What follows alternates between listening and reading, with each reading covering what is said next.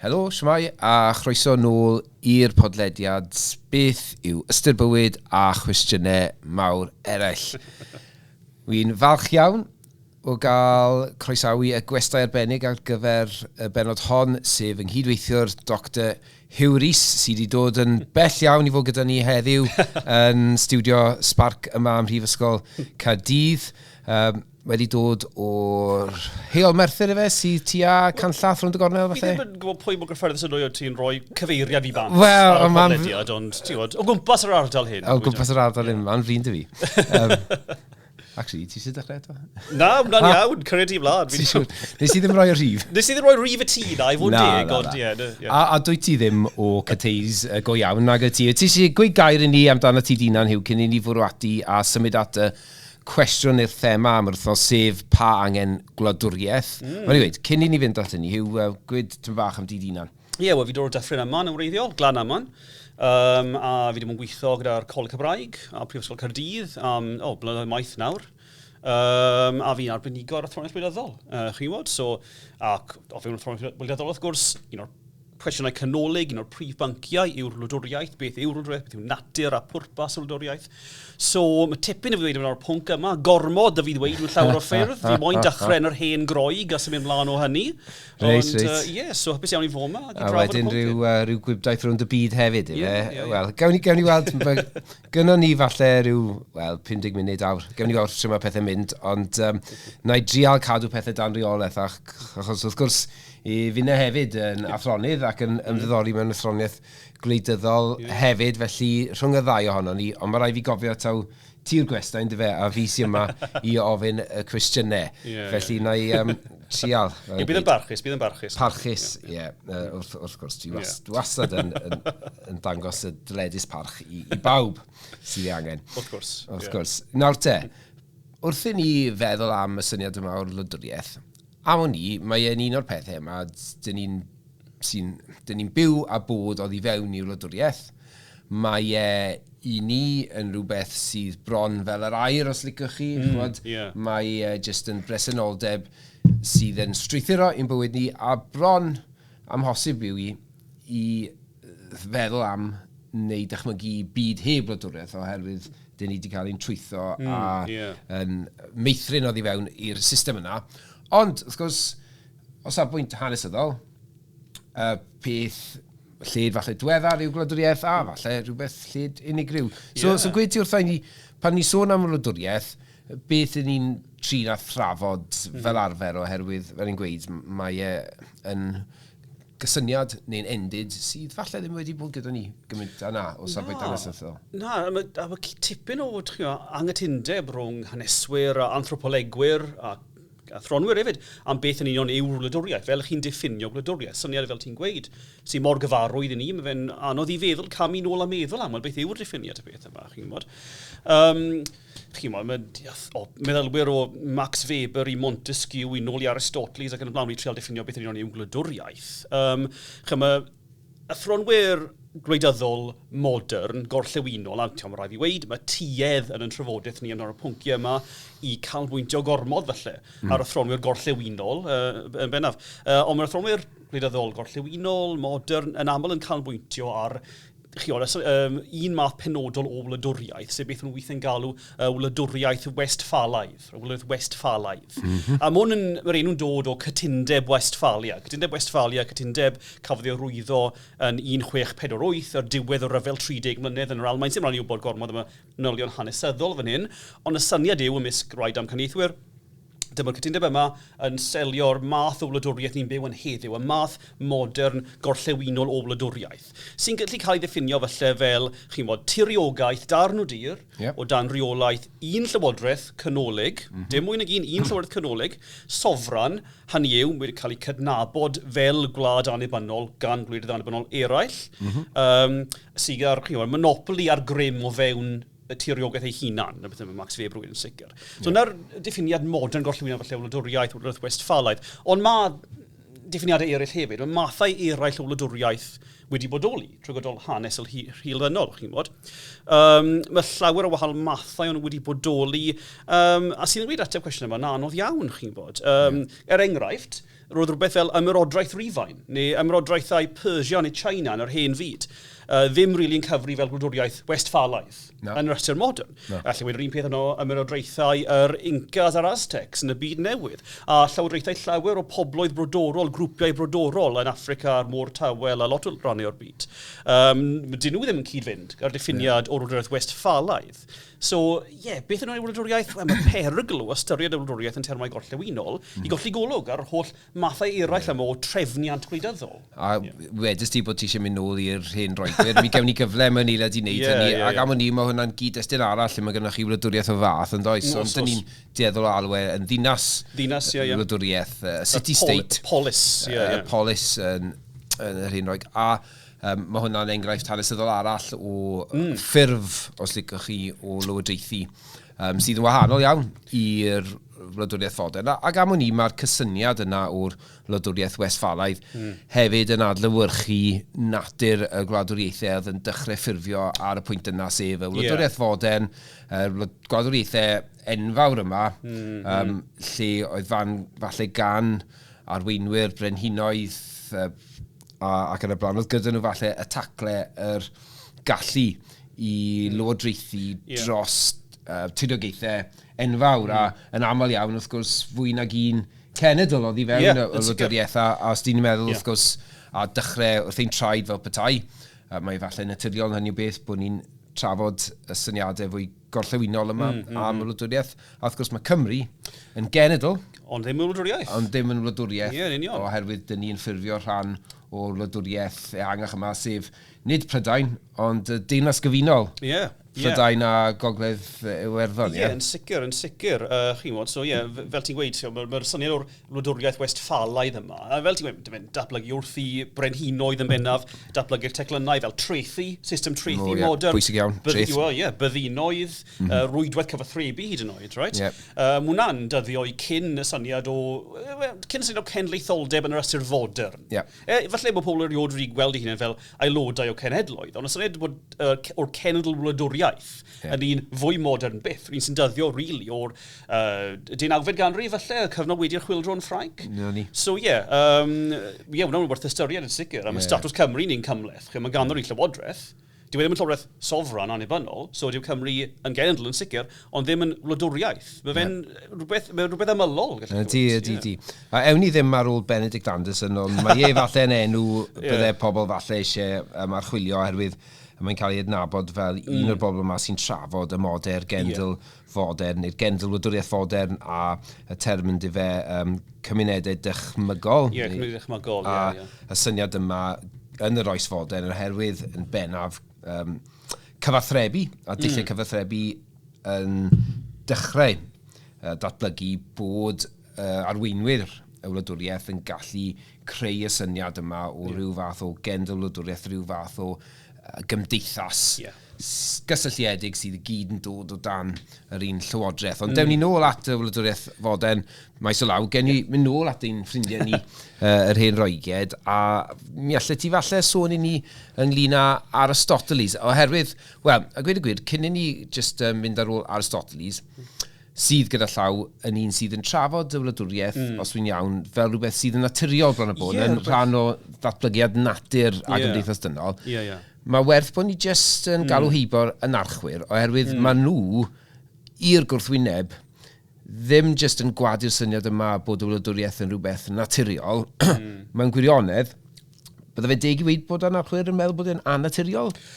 Wel, mewn llawer o ffyrdd, So, safbwynt sydd yma yn cael ei anwybyddu yn y trafodaethau yma o beth yw'r wladwriaeth yn dda, pa angen wladwriaeth, fel ti'n gweud, yw rheini sy'n gweud, wel, sdim angen wladwriaeth yn ni o gwbl.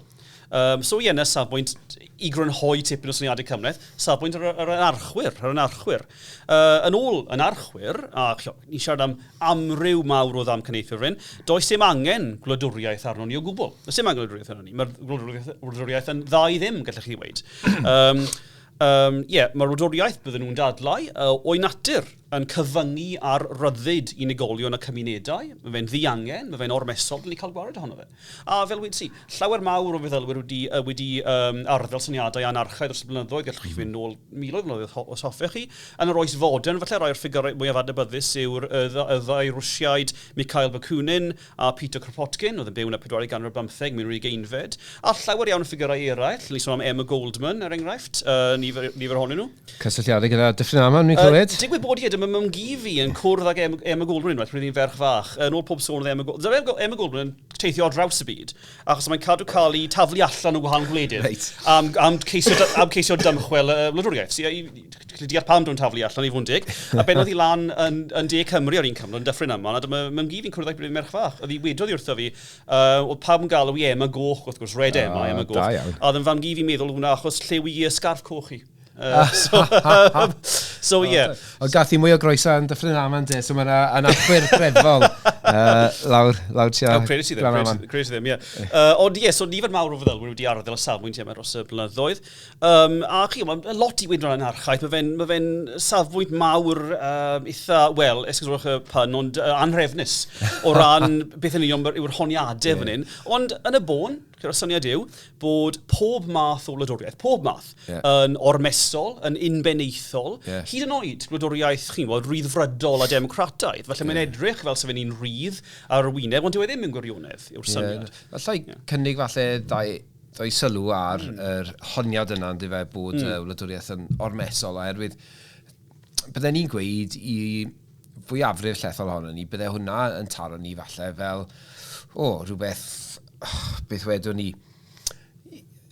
bydde fe'n achosi syndod, dwi'n meddwl, i ran fwyaf o bobl feddwl bod y wladwriaeth rhywsut yn ormesol a bod ni'n well hebddo fe. Yn wedig falle y genhedlaeth ein rhieni ni oedd wedi falle byw o bod trwy creu wladwriaeth les a falle wedi manteisio ar gweder wasanaeth iechyd neu addysg uwchradd am ddim ac yn y blaen. Mae yna lot o resymau os chi'n meddwl am rhywun fel y Naiden Bevan lle bydd y pobl gweud, wel edrych, sbiwch ar y daioni sy'n gallu dod o'r wladwriaeth.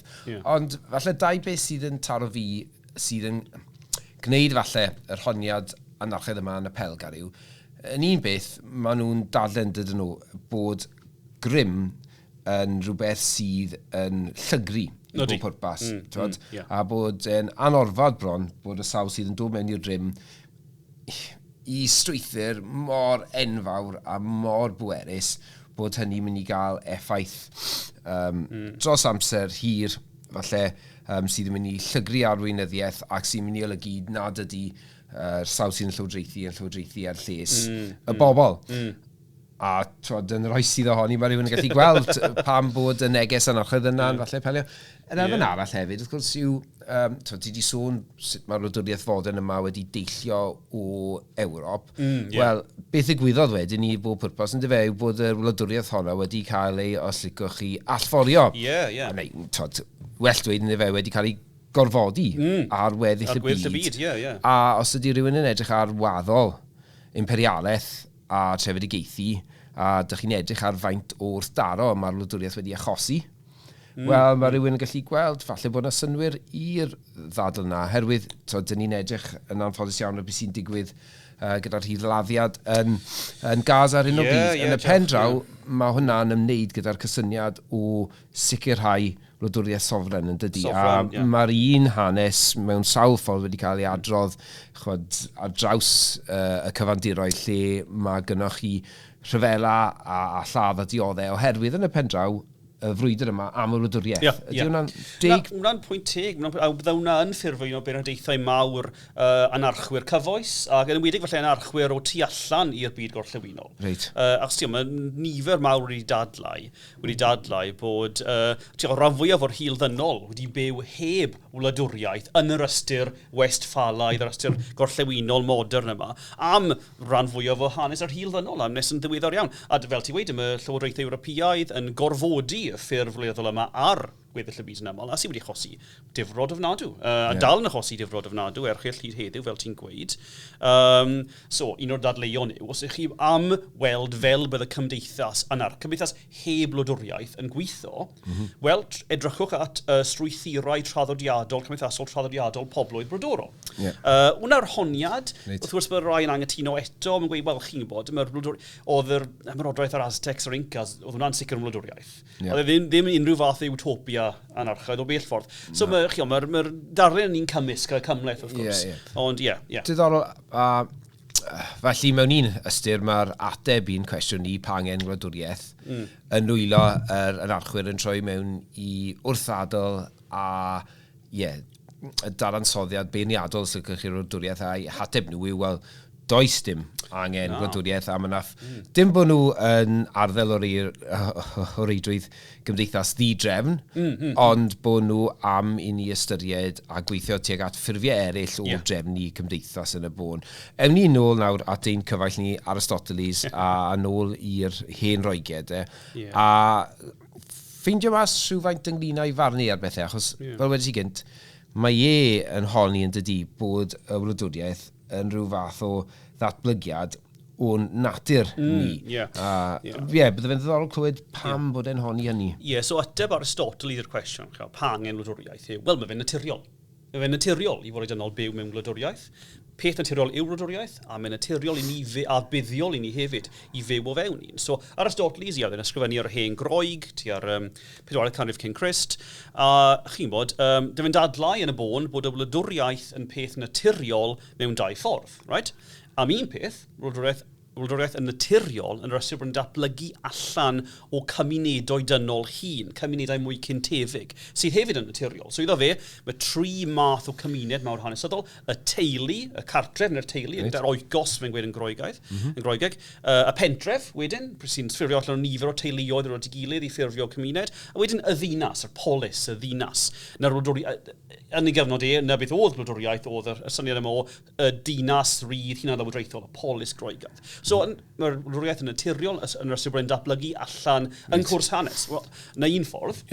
Ar yr ochr arall, mae'r wladwriaeth yn naturiol i Aristoteles, achos mae fe'n galluogi ni i fyw bywyd dynol cyflawn. Mae'n galluogi ni i fyw y bywyd da, i fyw y math o fywyd cywir i bodau dynol.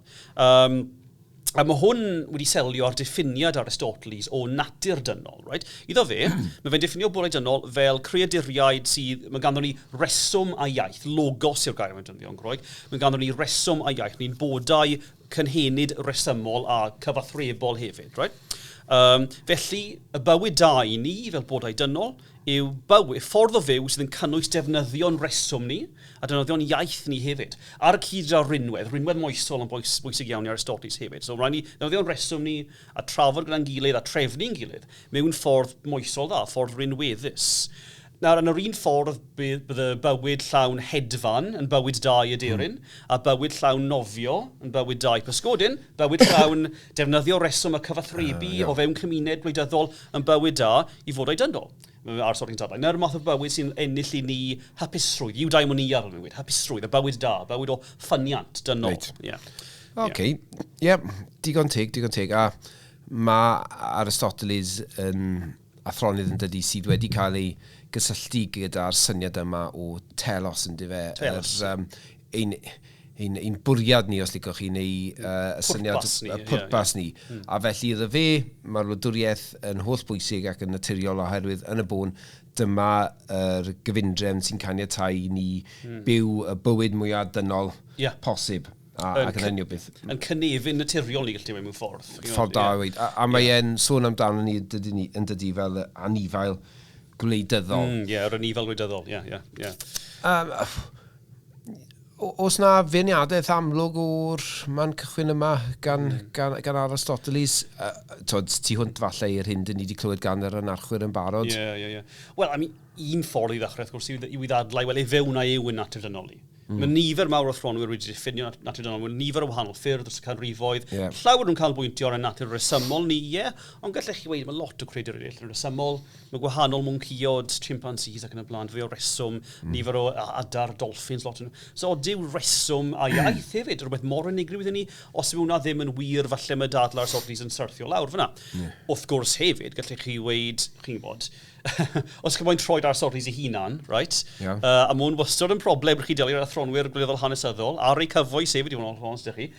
Dyma ddim wastad, dyma gymdeithas falle, ddim wastad yn cyrraedd nod uchel rai o'r egwyddorion yma. Oedd Athen, ble oedd Aristoteles yn byw ac ysgrifennu, dinas Athen, oedd yn dinas democrataidd. So, gall pawb cymryd rhan yn bywyd gwleidyddol y gymuned, gall pawb defnyddio reswm nhw a byw y bywyd da dynol. Wel, pawb yn golygu dynion, dinasyddion hefyd, dynion, aeddfed, dinasyddion, nid y menywod, o'n nhw ddim yn cael cymryd rhan yn y proses gwleidyddol, nid caethweision, ac oedd gan Athen llawer iawn o gaethweision, chi'n gwybod, caethweision, a nid barbariaid, chwaith, hynny yw pobl tramor, pobl ddim yn groegiaid. So mae nhw'n ffordd yn darlun da o'r ffordd gorau i fod yn ôl byw, ond dyma Aristoteles yn eithrio niferoedd mawr o'r hil ddynol o'r darlun yma. So, na un problem rydyn. I bwy mae'r wladwriaeth yn cynnig y bywyd da? I pawb, neu dim ond i canran bach o'r boblogaeth? Cwestiwn. A mae hwnna'n gwestiwn am hynny sy'n rhedeg trwy hanes y wladwriaeth a hefyd hanes datblygiad democratiaeth. A mae'n ddifur yn dydy, dyn ni'n tueddu athronwyr falle mwy nag unrhyw un troi nôl at hen roig a gosod yr cyfnod yna, rhyw fath o bedestol falle, a'r diwylliant yna'r gwareiddiad yna, ond wedyn ni fel y ti yn amlygu yn fe. Democratiaeth i bwy, a pwy dyn ni'n sôn am o ran ddynoliaeth, a yn amlwg iawn, yn yr achos yna, pan mae'n sôn am telos os licwch chi anifail dynol, mae'n sôn am un set oedd i fewn hynny. A mae'r cwestiwn yna am hynny ynglyn â pwy sy'n cyfri, fel yn gweud yn rhywbeth sydd yn parhau hyd heddiw, felly o ran y sgwrs gyfoes. Pan dyn ni'n sôn am dinasyddion er enghraifft. Wrth gwrs mae'n llanellau cadarn iawn ynglyn â pwy sy'n ddynesydd a pwy sydd ddim. Pwy sy'n cael bwrw pleidlais, pwy sydd ddim. Felly yn hynny o beth yn amlwg, dyn ni'n ymwybodol iawn bod pobl sydd yn ffoi o wledydd eraill, rheini sydd yn ceiswyr lloches, yn cael ei neillio, a dyn nhw'n cael ei gweld fel dinasyddion, a mae wrth gwrs wedyn ni canlyniadau hynny. Yn achos carcharorion, dwi'n cofio, ond yn wir i ddweud bod carcharorion er enghraifft ddim yn cael bwrw pleidlais. Cymryd amrywio wlad i wlad. Amrywio wlad i wlad. Maen nhw'n gallu yn y ddinas. Ond bydde hwnna'n linell arall lle mae rhywun yn gweud, wel, dydy'r bobl yma ddim yn aelodau llawn o'r gymdeithas. A mae'r ffaith fel, dyma'r Llywodraeth Cymru nifer o flynyddoedd yn ôl yn newid y gyfres, so mae pobl wedi pleidleisio yn etholiadau Cymru o 16 oed ymlaen, 18 oed yw yn Lloegr, a hefyd dyma'n newid yn bosib i pobl sydd ddim yn ddinasyddion de'r Senedig, ond sy'n byw yng Nghymru, pleidleisio yn etholiadau Cymru, sydd yn rhywbeth blaengar iawn, datblygiad da iawn, mae'n ehangu y diffiniad o dinesydd, ond mae dal llinellau o gwmpas, fel ti'n gweud, mae dal ffin o gwmpas pwy sy'n cyfri fel dinesydd, a pwy sydd ddim. A falle hwnna'n wir am pob math o wladwriaeth, so hwnna'n rhywbeth i ystyried hefyd. Ac am hwn i, falle un o'r pethau sydd yn ddyniadol am y cysyniad yma o'r hen roig am y wladwriaeth oedd yr elfen democrataidd byr yna, os licio di, lle oedd y dinasyddion oll yn ymgynnull ac yn pleidleisio ac yn llywodraethu fel petai a rafa fawr yn dyfed. Doedd e ddim yn system lle oedd gwleidyddion yn cynrychioli. Oedd e'n system uniongyrchol o ddemocratiaeth, a o bosib dyna un o'r resymau o safbwynt y dychymig cyfoes pam bod yr hen roig a'r systemau yna falle yn derbyn bri yw oherwydd dyn ni'n meddwl, wel, mae hwnna'n ddelfryd o ddemocratiaeth lle mae pobl yn gallu ymwneud gyda'r holl trafodaethau a'r holl penderfyniadau, a dyn ni ddim jyst yn gadle i bobl sy'n mynd lawr i San Steffan a yn hynny o beth bod yna elfen o diffyg atebolrwydd, ond fel y ti wedi amlygu, oedd hwnna'n digwydd ar gost, os licwch chi, neu ar drail rhai, neu nifer fawr iawn o aelodau yn gymdeithas. Well ni neidio ymlaen wedyn ni, felly o Aristoteles, a ewn ni syth falle at cyfnod modern. Cyfnod Westphalia, ti di sôn am y cytundeb hanesyddol a beth oedd hwnna yn ei olygu.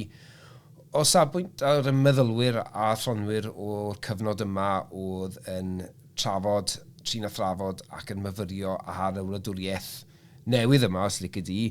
Mae'n rhaid taw Thomas Hobbes falle yw'r ffigwr amlwg lle byddai rhywun yn cychwyn. Yn sicr, Thomas Hobbes. Thomas Hobbes, un o'r meddylwyr cyntaf yn beth ni'n galw'r traddodiad y cytundeb cymdeithasol. The social contract yn Saesneg, ie. A ateb Hobbes, am y nifer mawr o meddylwyr tua'r cyfnod yma, ni'n sôn fel ti gweud yr 11 ganrif a'r 15 a'r 19 ganrif yn bennaf, wedi arddel y syniad yma o'r cytundeb cymdeithasol. Hobbes yr un blaen llaw felly.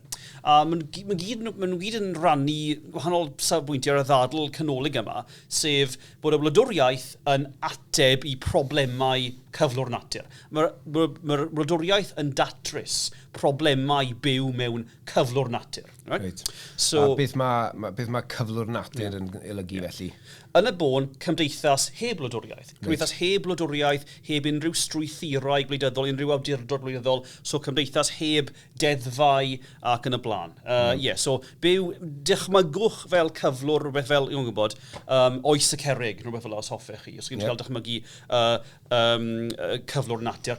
Werth sôn hefyd, dyma'r athronwyr yma ni'n sôn am nawr, y pobl fel Hobbes ei hunan, John Locke hefyd, o'n nhw'n ysgrifennu yn cyfnod o ryfel. Fi'n sôn amdano'r ryfel 30 mlynedd yn yr Almaen, oedd hefyd ryfeloedd cartref Lloegr fel ni'n galw nhw, wedyn effeithio'r Cymru a'r Alban a Iwerddon hefyd.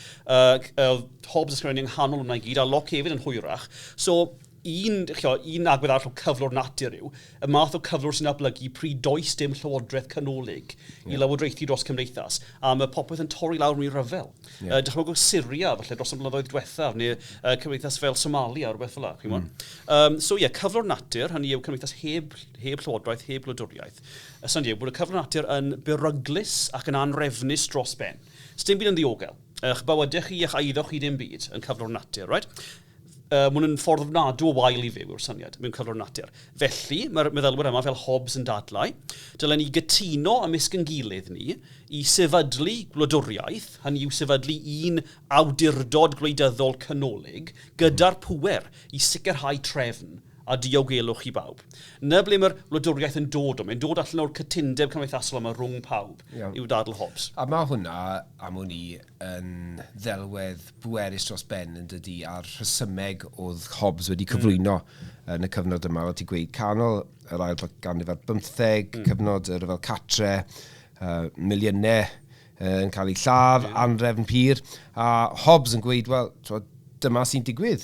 Os nag oes gynnwch chi awdurdod canolog sofran, y Leviathan fel mae ei ddisgrifio, yna dyna fydd pen draw pethau a byddwn ni'n fel petai'n dychwelyd i gyflwr natur. Felly mae Hobbes, allech chi weid, yn edrych ar y gymdeithas o'i gwmpas ac yn darllen mewn iddo fe fel petai, neu'n dod i'r casgad, wel, chod, dyma beth sydd yn digwydd mewn cymdeithas lle nad oes gyda chi'r awdurdod canolog gref yma, a felly yn hynny o beth, mae'n ymateb i'r cwestiwn yma pa angen gwladwriaeth. Yr ateb weddol syml i Hobbes yw, wel, mae'n angen oherwydd heb gwladwriaeth, mi gewn ni anrefn, mi gewn ni nôl at gyflwr natur, lle mae'n anorfod fydd pobl yn byw mewn rhyw gyflwr o ryfel parhaus, yn dyfed, dyna disgrifiad. A wrth gwrs, fel ni'n gweud, fi'n credu o ran wladwriaeth fodern a pa mae'r trafodaethau o gwmpas rôl y wladwriaeth, ar y lefel isa un, falle dyna yw'r ddadl sydd yna, sydd yn cael ei falle cymryd yn gan y tal yn dyfe, bod angen y wladwriaeth hon i gadw cyfraith a threfn. Garwch chi'n ddiogel. Garwch chi'n ddiogel yn y pen draw. A pa mae trefn yn torri lawr, felly mae'n anorfod bod ni'n mynd i cael lladd a anrefn a dinistyria. Yn ddifur iawn, oedd Locke ddim wir wedi dilyn yr un rhesymeg na ddo fe. Mae e'n cyfiawnhau y syniad yma bod angen y cytundeb cymdeithasol yma. Y syniad dychmygus yma, os ydych chi dychmygol, dylwn ni weid bod ni'n dod at ei gilydd mewn rhyw fath o gytundeb i ffurfio a gosod seiliau i'r gymdeithas, ond dyw loc ddim eisiau gweud bod hynny'n gorfod digwydd oherwydd bod ni gyd fel arall yn lladd yn gilydd.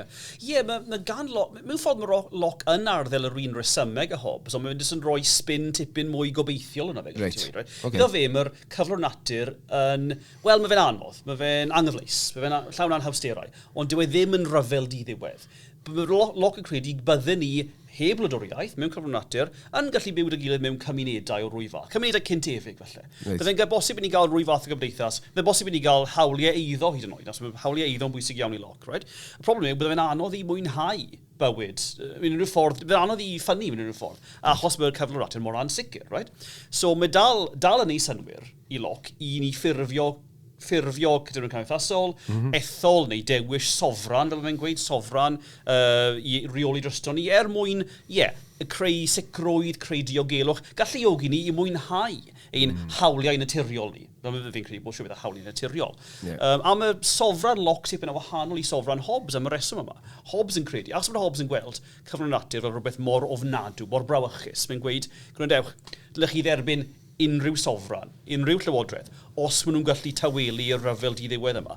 Sym ots, os maen nhw'n drosglwyddo yr holl hawliau chi i'r sofran, Hobbes yn gweud, mae unben yn well na dim llywodraeth o gwbl. Well i ddod i lan gyda'r unbeniaeth na'r anrefn di-ddiwedd yr cyflwr natur. Loc yn meddwl, wel na, gan bod cyflwr natur ddim mor wael a hynny, dylech chi trosglwyddo rai o hawliau chi i'r sofran. Chi'n cadw hawliau eraill eich hunain. Mae dal ganddo chi hawl i bywyd, i ryddid, i eiddo chi eich hunain ac yn y blaen, a mae rhaid i'r sofran barchu'r hawliau yna. So mae sofran loc yn tipyn llai gormesol, tipyn llai o unben y sofran Hobbes. A mae loc hefyd yn gweud, mae ganddo ni hawl i gael gwad o'r sofran, os oes angen. Os mae'r sofran yn achosi niwed i ni, os mae fe'n troi mewn i unben, hawl dych chi wrth rhyfela yn ôl loc, ddim yn ôl Hobbes. Felly, yn safbwynt loc hefyd, falle bod gyda rhywun cnwllyn diwylliant democrataidd fodern yn yr ystyr bod e'n gweud, wel, does dim wir rhaid i ni gael y sofran yma, ond dyn ni'n dewis gwneud oherwydd bydd y sofran i bob pwrpas yn gwella'n bywyd ni. Ac os nag yw'r sofran yn llwyddo gwella bywyd ni, mae dyn ni hawl cael gwared ar y sofran. A yn y ddadl yna, mae gyda ti cnwllyn y ddadl dros ddemocratiaeth ac etholiadau parhaus ac yn y blaen. Felly i enwi athronydd sy'n ychydig yn agosach i gatre, sef Richard Price, oedd yn ddylanwadol iawn yn y 19fed ganrif, ail hanner y 19fed ganrif yn cefnogi yr chwildro yn Ffrainc a hefyd yn America. Oedd e'n rhywun oedd yn gweld hunan falle yn datblygu rhai o dadleuon loc mewn i gyfeiriadau mwy radical oedd yn ymwneud gyda democratiaeth ehangach. Bydde fe'n dig i weid bod loc falle yn ochri, neu ddim yn ochri, ond yn agosach at yr ynarchwyr na beth byddwn ni tybio. Yn yr ystyr bod e'n fodlon addef, wel, mae'n bosib i ni fyw heb lywodraeth. Bod e ddim fel yr ynarchwyr yn gweud felly dylen ni byw, ond o leia bod e'n agored i'r syniad nad oes angen wladwriaeth arno ni i oroesi. Wna'n cwestiwn o'r achos i raddau, wna'n gywir achos mae fe'n cydnabod gallwn ni fyw bywyd dechau, bywyd resymol o ddynol, yn cyflwr natur heb llywodraeth. Ar yr un, so ar ystyr yna, gallu gweud yn ochri, tueddi tuag at safbwynt rai o'r anarchwyr. Ar yr un pryd mae fe'n credu bod wladwriaeth yn bwysig mwyn sicrhau'n hawliau ni.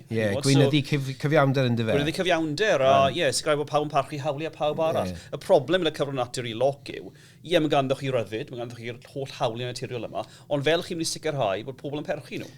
A beth sy'n digwydd pan mae rhywun yn troseddu, neu pan mae hawliau rhywun, neu iawnderau rhywun yn cael ei tanseilio, i bwyd yn un apelio fel petai, a mae loc ar y pwynt yna'n gweud, wel, dyma lle mae gwladwriaeth yn gallu chwarae rôl pwysig i sicrhau cyfiawnder yn y gymdeithas. A fe wela i resymeg hynny, mae rhaid dweud, un o'r darluniau eraill mae pobl yn defnyddio wrth ceisio disgrifio anarchaeth yn anheg braidd falle, yw Lord of the Flies yn dyfa. Y stori yna lle mae yna criw o fechgyn yn benni lan ar ynys, bod ei awyrian nhw wedi crasio, a wedyn ni, mae pob math o bethau yn digwydd ar yr ynys yna o ganlyniad.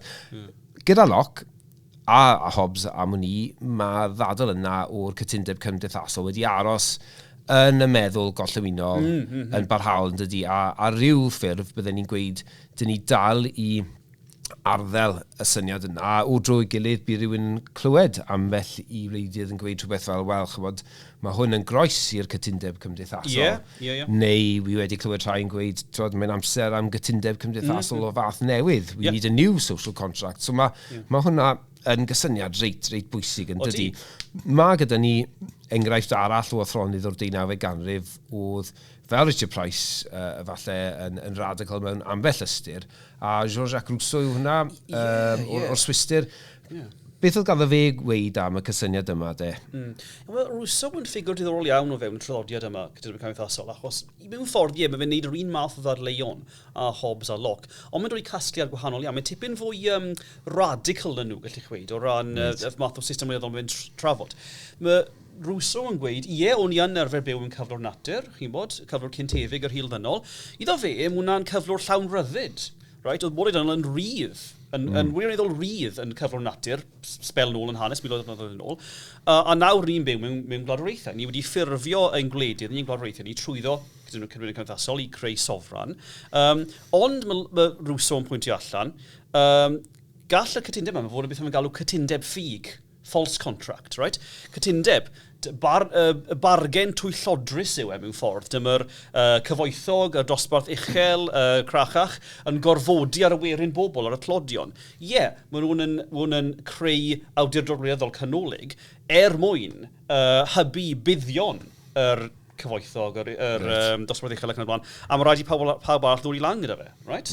So, cytundeb cymdeithasol i'r crachach nid y werin. A beth yw ateb Rousseau de, os gyda ni cytundeb, os ni'n byw gyda canlyniadau cytundeb twyllodrus yma, sydd i bob pwrpas rhyw fath o wedi ffurfioli os licwch chi y math o anghydroddeldebau sy'n gallu datblygu dros amser.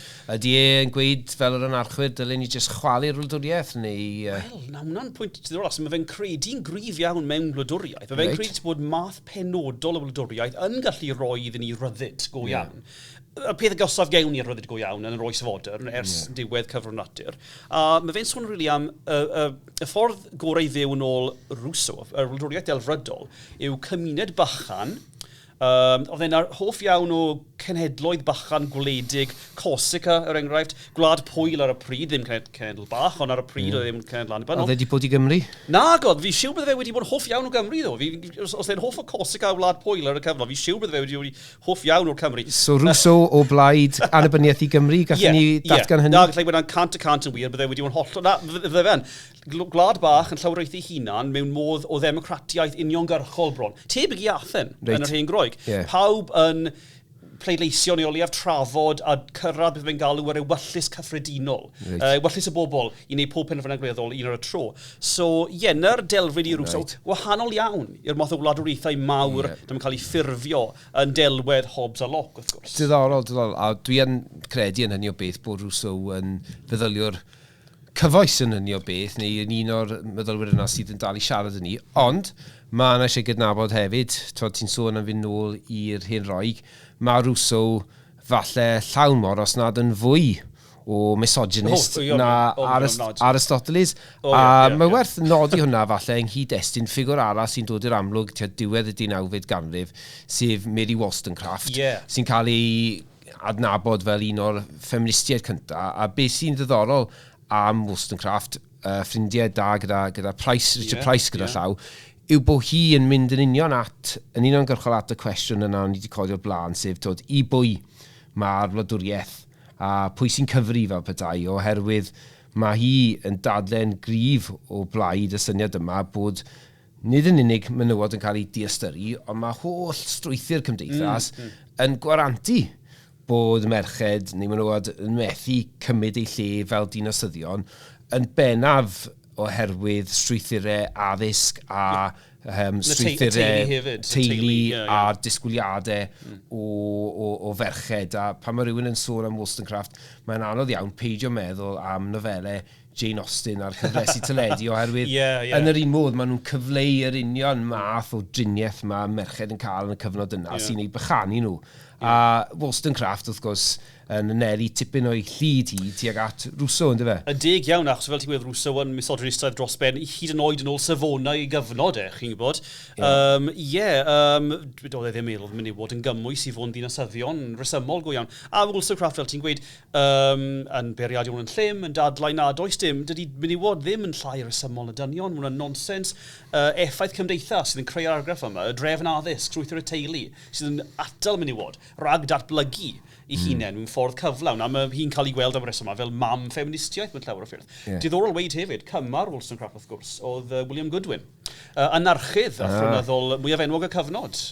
Diwedd y 19af ganrif, dechrau'r Pennod ar 15. Ie, a fi'n meddwl, mae'n bwysig gyda Wollstonecraft yn y marn i o leia peidio a meddwl amdani dim ond yn cyd-destun ffeministiaeth, mor ganolog oedd hi i'r mudiad yna dylanwadol mewn i'r 20fed ganrif ac yn y blaen, a dal i fod heddiw. Ond mae'r ffordd mae hi'n dadansoddi y gymdeithas, mae'n wych a gweud y gwir pan ydych chi'n darllen beth yw Vindication of the Rights of Woman. Y llygad sydd gyda hi am adnabod sut mae'r gymdeithas yn gweithio, mae hi yn gymdeithasegol iawn yn dydi. A beth sy'n ddifyr i fi yw, mae rhaid bod hi yn un o'r meddylwyr cyntaf dynion neu menywod sydd yn adnabod ac yn dechrau esbonio i pobl, dyma sut mae strwythurau cymdeithas yn gweithio i danseilio pobl. A dwi'n ddim os mae'n deg i weid, ond ewn ni nawr tuag at Karl Marx, sef ffigwr falle fwy o radical. Cyn neidio mlaen Marx? Boes bach, ti eisiau mynd at Hegel? Reit. Dwi'n wastad eisiau mynd at Hegel. Fe rhaid i ni wneud wybdaeth o gwmpas Hegel, de.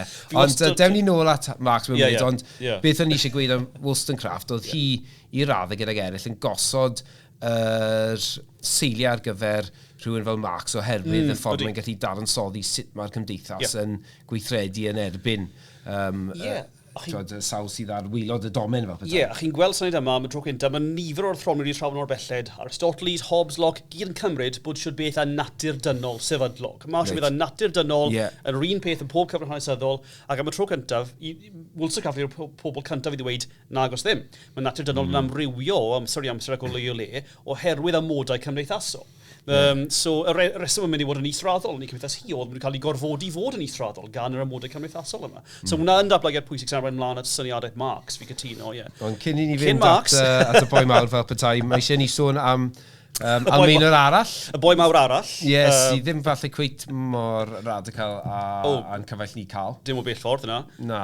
Gweud wrthyn ni am Hegel, de. So Hegel, geog Wilhelm Friedrich Hegel, enw dal Maineg fyna. Ysgrifennu ar diwedd y 19fed ganrif, dechrau'r Pennod ar 15. A mae fe'n cynnig dadl diddorol, byddwn ni'n gweud, o blaid y Wladwriaeth modern. Y Wladwriaeth Westfalaidd mewn llawer o ffyrdd, right? Yn ôl Hegel, y reswm angen Wladwriaeth arni yw bod y Wladwriaeth modern o leiaf yn gwireddu ryddid. Gallwch chi ddim ond bod yn rydd, yn ystyr penodol o rydd, o fewn gwladwriaeth modern gorllewinol hefyd, right? So, So mae'r dadl yma tybach yn gymleth, ond byddwn ni'n trafod yn y ffordd mwyaf clir posib, a fi'n addo byddai ddim yn gweud y gair dilected. O fi wedi gweud e nawr, ta beth, ond dialectics, dilected. So ddadl Hegel yn y bôn byddwn ni'n gweud yw, mae gwahanol mathau o ryddid yn bodoli, right? Gwahanol mathau o ryddid yn bodoli. Un math o ryddid yw beth o fe'n galw, yn nifer o athronwyr eraill yn galw hefyd, ryddid negatif, right? Ryddid negatif. A dyma'r ryddid yr unigolyn i wneud penderfyniadau hunain heb cael unrhyw un yn ymyrryd ganddyn nhw. Eich ryddid chi fel unigolyn i wneud beth chi moyn, bewch bywyd chi fel chi moyn fel unigolyn, heb bod rhywun arall, pobl eraill o gwmpas chi, eich cybeithas chi, sefydliadau, y llywodraeth, heb bod nhw'n ymyrryd a stopwch chi rhag wneud hynny. Yna beth ni'n galw ryddid negatif, ryddid rhag ymyrraeth. A yn ôl Hegel, dyna'r prif math o ryddid yn yr oes fodern. Dyna'r math o ryddid sy'n nodweddiadol o cymdeithas modern. Right? Mae hefyd mathau eraill, mae beth yn galw ryddid positif, gallwch chi weid, sef y ryddid i gymryd ran yn llywodraeth eich cymdeithas chi. Really, y math o ryddid oedd Aristoteles yn sôn am, yn Athen, right? Yr ryddid i cyfrannu at yr deddfau chi'n byw o dan, y llywodraeth chi'n byw o dan, i hunan lawodreithi eich cymuned chi gyda pobl eraill. A oedd y math na o ryddid positif yn nodweddiadol o'r hen fyd, yn ôl Aristoteles, yn ôl Hegel ysgrifennodd fi. Ac mewn cymdeithas modern, mae rhaid cydbwyso'r ddau. Mae ddim yn peth da os mae un math o ryddid yn cael rwydd hynt. ryddid negyddol pyr neu ryddid positif pyr chwaith. Mae rhaid dyla'r pwysau rhwng y ddau. So, ydy hwnna'n awgrymu'r syniad yma os oes gan bawb pen ryddid fel petai, bod hynny'n mynd i arwain at anrefn a brwydro oherwydd mae pawb yn ceisio gymaint o ryddid a phosib i'w hunain a sy'n golygu yn anorfod bod pobl yn mynd i wrthdaro. Dynus yr gymdeithas byddai. So beth yw'r peryg wedyn ni o ran ryddid positif a'r syniad yma o fod yn cyfrannu at, ni'n gyfrannog o'r bywyd cymdeithasol. Beth yw'r peryg o gael gormod o ryddid positif? Gormod o cydymffurfiad mewn llawer o ffyrdd. Mae ganddoch chi hawl i gymryd rhan yn hunan lywodraeth y cymuned, ond sy'n ganddoch chi ddim hawl tu hwnt i hynny. Os o'r cymuned yn penderfynu bod rhaid i chi fyw yn rwy ffordd, rhaid i chi fyw yn y ffordd yna. Sy'n bywyd private ar wahân iddo fe gyda chi bellach. Fe math o totalitariaeth bron. A mae nifer o meddylwyr, fi ddim yn rili cytuno gyda hwn, ond pobl fel Hannah Arendt a Karl Popper wedi gweld y syniad am o ryddid positif fel gwraidd totalitariaeth. Fi ddim yn rili cytuno hwnna, ond na'r perygl fyna yn sicr. So mewn ffordd o siarad, sy'n ni'n siarad disgrifio Hegel wrth y bar yn y dafad mewn ychydig eiriau. Mae gennym ni meddyliwr fan hyn sydd yn pwysleisio y syniad o gydbwysedd os licwch chi. A ti'n sôn am the D-word, y dylechdyd. Y syniad yma bod, wel, am o'n i, datblygiad cymdeithas a datblygiad hanes yn ddylechdyd lle mae syniadau a gweithredoedd yn mynd yn ôl ac yn bwrw yn erbyn ei gilydd a bod gynnwch chi'r beth mae nhw'n galw beth yw'r gair cyntaf? Gwrthdaro'r thesis a'r... gysodiad a gwrthosodiad a cyd-osodiad. Dyna ni. A bod un set o syniadau yn mynd i esgor ar ymateb sydd i'r gwrthwyneb. Sy'n gwrthdaro wedyn bod yna rhyw symudiad ymlaen lle mae yna cydbwysedd rhwng y ddau. So, iddo fe, mae'n berffaith iawn bod gyda ni ryddid negyddol a ryddid yma fel unigolion i wneud beth ni moyn. Ond mae hwnna'n bwrw yn erbyn os licwch chi y syniad o ryddid positif a os licwch chi gweithredu ar lefel y gymdeithas a bod yr tensiwn rhwng y ddwy os licwch chi yn symud ni mlaen yn y wladwriaeth fodern i endid sydd yn sicrhau y cydbwysedd yma rhwng yr unigolyn a y gymdeithas. So os ewn ni nôl at y cwestiwn eto, pa angen gwladwriaeth oedd, fan i'n gweud, loc o Hobbes yn gweld bod angen mwyn i ni sicrhau rhyw fath o gymdeithas gwar ac yn y blaen. Rousseau'n cytuno, ond yn dadlen erbyn am y manylion ac yn gweld bod democratiaeth llai, gwledydd llai a mwy o democratiaeth yn ymgyrchol bwysig iawn. Hegel am hynny yn dadle bod y wladwriaeth fodern fawr fel yr Almaen bydde'n datblygu maes o law yn ffurf derbyniol os nad... Yr unig ffurf. Lle mae'r elfen yma o wir rhyddid yn gallu datblygu fel petai a bod yr unigolyn yn gallu bod yn gyflawn os licwch chi. Mae'n sôn yn bennaf am y math o wladwriaeth modern yn datblygu y rôl y chwildro'n Ffrainc. 1789, dim yn digwydd yn ystod i fywyd wrth gwrs. So, math modern o wladwriaeth gyda cyfansoddiad wedi ysgrifennu, gyda raniad pwerau fel maen nhw'n gweud, gyda seculariaeth falle, math yma o beth. Dim ond yn y math yma o wladwriaeth, oedd rhywbeth newydd iawn i gyfnod gallwn ni cael ryddid go iawn, cydbwysedd cywir rhwng y ryddid negyddol a ryddid positif, a byw bywyd dynol da, yn yr ystyr modern o'r gair. So, mae'n gweledigaeth cyfyng mewn ffordd, bod dim ond un math o wladwriaeth yn ddilys, ond na beth oedd Hegel yn dadlau yn sicr, A ydwi'n iawn i ddweud bod Hegel yn gweld bod yr cydbwysedd yna'n bwysig rhwng y gwahanol sectorau neu'r gwahanol dosbarthiadau yn y gymdeithas, bod ni'n trial ffindo rhyw fath o ffordd canol rhwng buddiannau gwahanol grwpiau. Yna'r gwahaniaeth mawr rhwng rhywun fel Hegel a falle rhywun fel Rousseau, chi'n bod. Mae Hegel yn cydnabod. Mae Hegel yn teimlo pryd chi'n darllen ei waithau, fel meddyliwr tipyn mwy modern o Rousseau weithio. As mae gan Rousseau y delfryd yma o cymuned bach, lle pawb drwy'r gilydd, fel mewn cyfarfod yn neuadd y pentref bron, i penderfynu ar fel... Swnio fel hwyl. Swnio fel hwyl iawn, cyfarfod neuadd y pentref bob dydd i Llywodraeth ein Cymreithas ni. Na beth yw delfryd Rousseau falle. Ond mae Hegel yn cydnabod, ni'n byw yn cymdeithasau mawr cymlet iddi yma. Hyd yn oed pryd yn ysgrifennu ar, chi'n bod, dechrau'r 4 ganrif 15. Cymdeithasau mawr mawr cymleth gyda miliynau o bobl, mae ddim yn bosib i rydeg hwn fel cyfarfod yn neuadd y pentref. Mae gwahanol dosbarthiadau o fewn cymdeithas yn gwrthdaro. Mae fe'n sôn yn bennaf yn o'r masnachwyr, y bourgeoisie, a'r tirfeddianwyr, a'r hefyd y gweithwyr. Mae fe'n sôn am reini yn bennaf. Mae gwahanol ystadau fel mae'n galw nhw. Mae elfennau o'r wladwriaeth eu hunain, fel y biwrocratiaid hefyd yn bwysig. A mae rhaid eto, mae gwahanol elfennau cymdeithasol fel beth o fe'n galw cymdeithas dinesig, sy'n falle agosach a beth ni'n golygu wrth yr economi cyfalafol, really. A hefyd, chi'n bod y teulu a bywyd private. Mae'r holl elfennau yma yn gweithos, eang cymleth. Eto mae rhaid cydbwyso i buddion nhw. Rhaid gwahanol daoedd nhw, a beth sy'n dda yn nhw gyd. OK, so ydy hwnna'n ein tywys i nôl i y boi mawr arall Karl Marx oherwydd Well, yeah.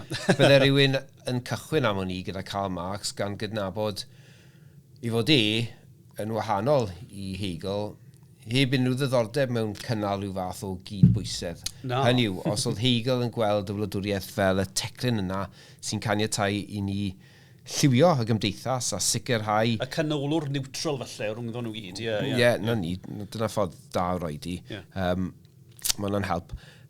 Gyda Marx, am o'n i mae'n gweld e fel arall ac yn gweld y wladwriaeth fel arf i'r dosbarth gweithiol i ennill ei lle yn y cymdeithas ac yn wir rheoli'r gymdeithas. Yn y pen draw iawn ar bwriad. So i Marx, cafodd ei ddanawadu'n fawr gan Hegel wrth gwrs, yn ei ieuenctid dyw'r wladwriaeth ddim yn rhywbeth niwtral. Rhywbeth sydd yn cydbwyso gwahanol elfennau a tueddiadau o fewn cymdeithas, gwahanol dosbarthiadau hefyd. Na, i Marx, mae'r wladwriaeth yn arf mewn dwylo pa bynnag ddosbarth sydd yn llawodraethu. Right?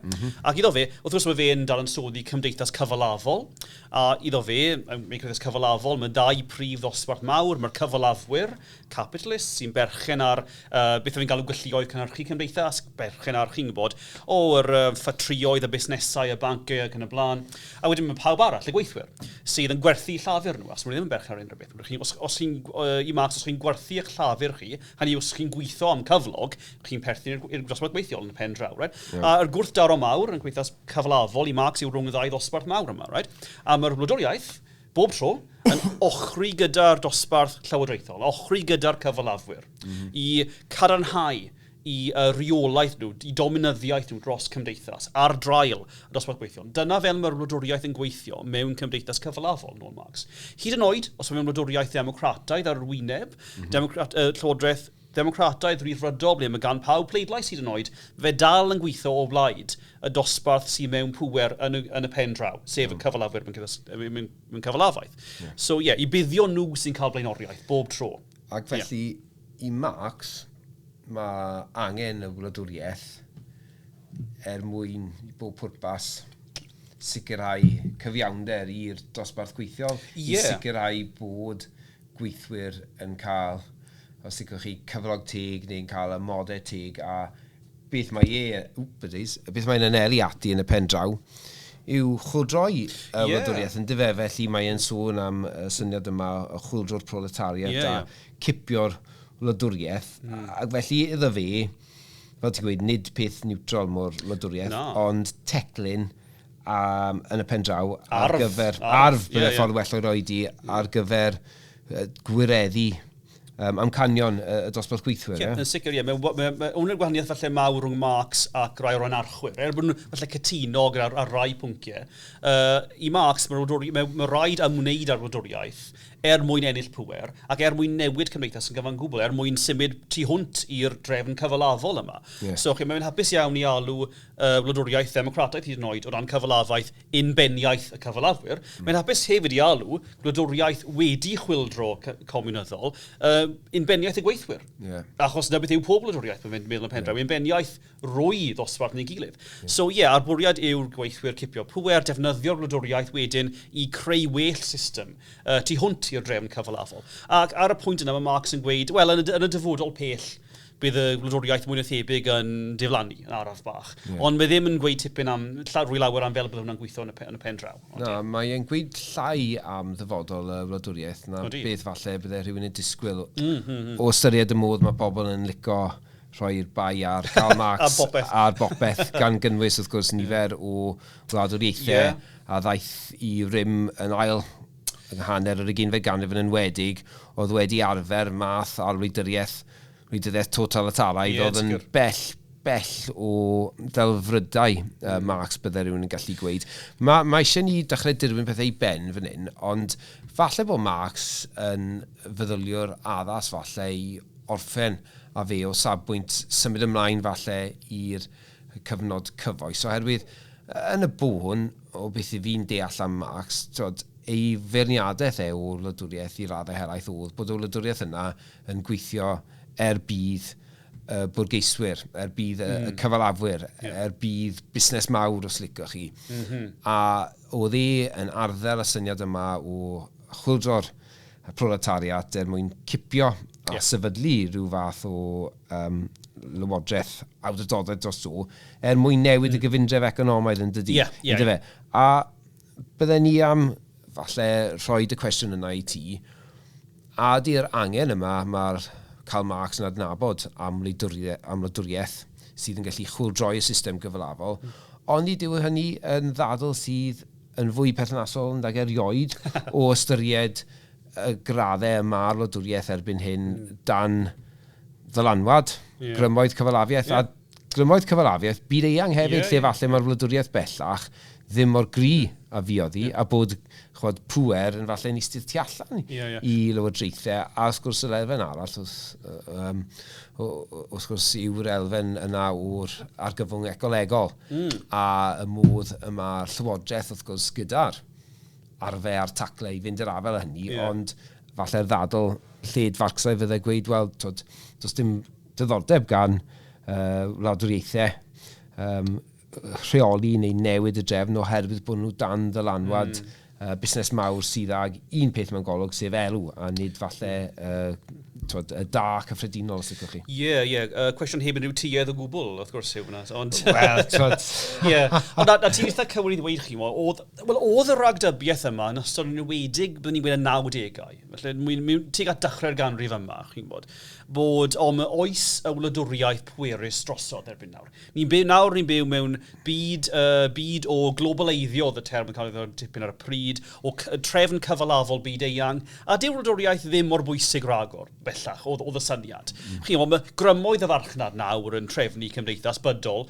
Mae fe'n hen ffasiwn, mae fe'n ddim yn bwysig iawn bod beth o'r llywodraeth, wladwriaeth unigol yn neud ragor. A fi'n credu mewn llawer ffyrdd, mae profiad hanesyddol dechrau cwarter cyntaf y canrif yma wedi profi hwnna'n anghywir fi'n credu. Ni wedi gweld cyfres o gwahanol argyfyngau, rai milwrol o ran ryfeloedd yn torri allan. Wrth gwrs, mae rhywbeth fel terfysgaeth, mae hefyd ryfel yn Iraq a Afghanistan, mae ryfel Rwsia Ukraine, lot o'n digwydd wrth gwrs yn y byd. Argyfyngau hir dymor mawr fel newid hinsawdd, dyna rhywbeth anferth bwysig fyna. Rhywbeth fel argyfyngau economaidd, 2008, 2020, a rhywbeth fel y pandemig. Yn sydyn, mae'n amlwg iawn bod angen gwladwriaethau i wneud pethau, i wneud yn y ffordd mwyaf syml posib, i gymryd camau radical weithiau i drwsio y problemau anferth lleol a bydol yma. So mae'r syniad yma bod y wladwriaeth ei hunan yn rhywbeth o hen ffasiwn, bod ni nawr yn byw yn oes hollol byd eang. Fi'n credu bod wedi cael ei profi'n anghywir, chi'n gwybod. A un o'r, just un pwynt i fydd am i orffen gyda, mae yna mwy o wladwriaethau anibynnol yn y byd nawr na bu erioed. Mwy o wladwriaethau. Tua 193 o wledydd yn y byd heddiw. Dyma ni ar fel chi'n diffinio gwlad, a pwy sy'n cydnabod beth sy'n cyfri o'r gwlad, sofrod. Gallech chi fynd lan i 200 chi moyn. So, a mwy na thebyg, mwy na ymddangos yn dyfodol hefyd. So, beth bynnag yw pwrpas y wladwriaeth. Beth yw ei pwrpas, ni wedi clywed nifer o wahanol safbwyntiau heddiw. Mae'n amlwg bod pobl dal angen i gwladwriaeth ei hun heddiw.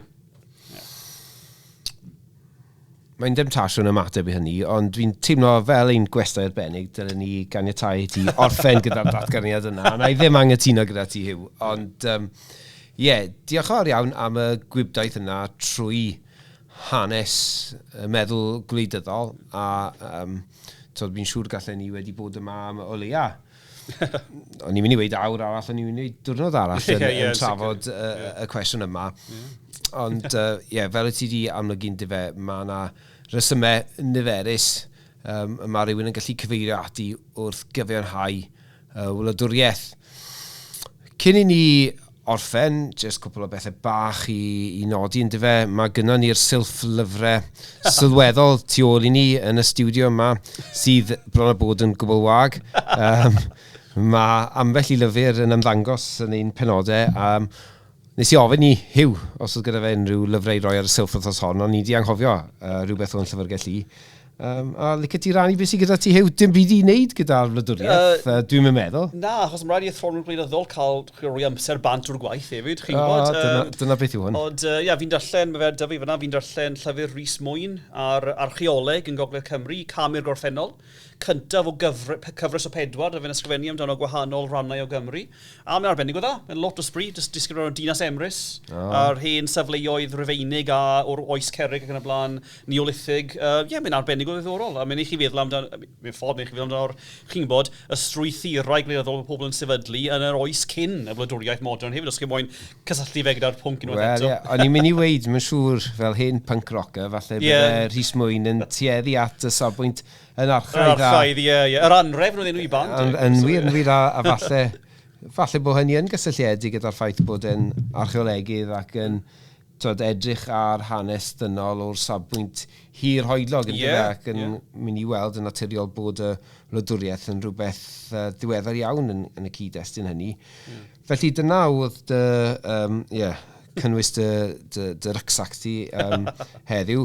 Ond fel fyddi di'n gwybod, cyn i ni orffen y bennod, dyn ni yn hoffi gofyn gynnwch chi y gwestai am 3 eitem ar gyfer y Gymru newydd. Felly, dyn ni'n mynd i fynd ar y llongofod nawr i Roswell, a dyn ni'n mynd i rywle gwell yn dyfe.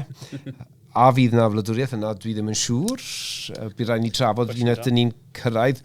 Ond dwi wedi gofyn dy fod ti yn enwi 3 eitem wyt ti am ddod gyda ti i'r utopia newydd yma. Sydd yn mynd i... sydd yn mynd i caniatáu i ni fyw bywyd gwell yn Roswell. Wel, fi ddim yn dod ar ffôn neu'r gliniadur. Mwyn sefyll ar wyneb y ddeiar yn sicr, right? Gwych iawn. So, byddwn ni'n dod a... Fi yn darllen llawer, right? So, byddwn ni'n dod un o'r hoff nofelau fi, byddwn ni'n gweud. Reit. So, byddwn ni'n gweud falle y nofel Foucault's Pendulum gan Umberto Eco. Reit. Fi wedi darllen hwnna, dim cannoedd, dosinaidd o weithio dros ymladdau, fi byth yn blino hwnna fe. Nofel anferth, cymleth, doniol, od iawn i ddisgrifio gan Eco, amdano natur conspiracies, a'r syniad o'r occult a pethau, fel y cysylltu rhwng y reini a gwleidyddiaeth radical. Byddwn ni'n, argymell pawb i ddallen, Foucault's Pendulum, ddim byd wneud ar Athroniaeth Foucault gyda llaw, Foucault gwahanol fel mae'n debyg. Ond rhyw fath o feirniadaeth felly a moeswers ynglyn â'r y posibiliad o gwmpo mewn i ryw fath o gymdeithas cwltaidd. Dylech chi ddim credu popeth chi'n clywed. Falle bydde hwnna'n werthfawr yn yr utopia newydd. Lle weld hynny? Un item, 2 arall fi os e? 2 item arall i gael. Gyd i ddod â 3. Y melyn coffi fi. Wna ni syml iawn, ond byddwn ni ddim yn gallu byw, bydde fe ddim yn utopia iddo fi heb coffi bob dydd. So, yr melyn coffi bach i fi malu ffa coffi, chi'n gwybod. Ymarferol iawn. A bydd rhaid ni sicrhau rhyw fath o... beth yw'r gair gweud? Supply yn dyfe. Nod ffa coffi rwy ffordd. So, fel newn ni hwnna. Wel... Rhywbeth i'n ystyried. Ar un olaf, mae'n goffi fi rili o llythyr gyda llaw. Mae'r cwestiwn cyfan yn goffi o llythyr dyma Hegel yn anfon, o'n ffrindiau fe actually unwaith. Oedd e'n chwilio am swydd newydd, roedd e'n golli swyddau yn rwy Mhrifysgol. Oedd e'n nghanol y ryfeloedd Napoleon. O'n i'n mynd i weid, beth nath e? Na, dim Napoleon yn ymosod ar y dref. Dim gweud rhyw pethau twp mewn podlediad. Na, dyma fe ddim. Bydde fe wedi sy'n podlediad i gael ar pryd fi'n sicr. Dyma ysgrifennu llythyr o'n ffrindiau fe yn gweud, fi'n chwilio am rwle i ddysgu athroniaeth mewn rwy Mhrifysgol yn yr Almaen. Wyt ti'n nabod unrhyw dref, ti'n gwybod am unrhyw dref gyda boc lleol da a fyrst lleol da. Hynny yw cwrw a selsig da. Un o'r cwestiynau mwyaf Almaeneg fi wedi clywed yn y fywyd i, ond fi gytuno, bydde tybach o boc da, fyrs da yn rhywbeth dda, fi'n ar llong gofod yna fi'n credu. Da iawn, cosmopolitanaidd iawn gael ei wneud y dewis yna, a mi allan ni ganiatáu rhyw faint o nwyddau tramor yn Roswell, dwi'n meddwl. Alch i glywed, Mae'n ddifur bod athronydd yn cynnig yr atebion beth wedyn ni, diriaethol iawn yma, tywod? A ni'n disgwyl rhyw fath o, tywod, llyfr athronyddol yn rhywbeth i falle rhoi arweiniad i ni gyda'r Wladwriaeth newydd, ond na, beth sy'n angen yw cwrw a caws. Cwrw a caws? Wel, Celsig. Cwrw a Celsig. Cwrw a Celsig. Coffi da. A llyfr dau allan? A llyfr dau allan. Arbennig, ie. Arbennig. Pa angen unrhyw beth arall? Dim yw'n utopia yna. Pa angen Wladwriaeth. Gwych. Wel, diolch yn fawr iawn i ti, mae yna wedi bod yn bleser fel arfer. Mae'n braf jyst cael Ystyr lawr a siarad i ti am awr fach, byddwn ni byth yn cael yr amser i wneud hynny. O ddydd i ddydd yn ein... Yn y swyddi ni. Yn ein swyddi ni, so mae hwnna wedi bod yn hyfryd iawn. A edrych ymlaen i barhau gyda'r drafodaeth eto, mae'n siŵr. Diolch yn fawr, diolch am gwahodd fi. Diolch yn fawr, hwyl.